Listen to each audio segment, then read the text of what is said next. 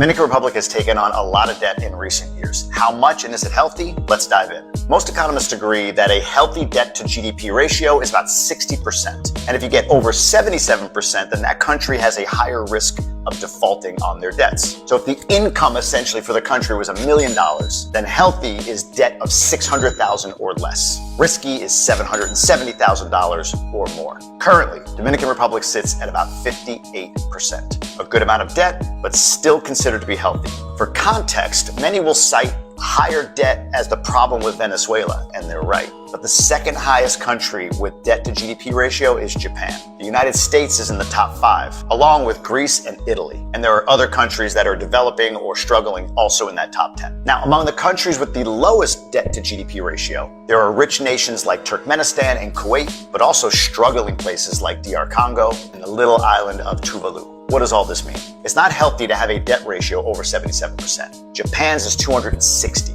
The United States is 123%. Bad markers for them. DR needs to be careful about creeping too high on this debt ratio, but also DR is a developing nation. And you don't have to believe this, but I know this to be true. Wealth comes from leverage. If you're adequately leveraged, you can build massive wealth. If you're over leveraged, you risk losing it all. Simple as that. How's Abinader doing, the president? We'll see. But for those who are saying we have too much debt and we're on the path to Venezuela,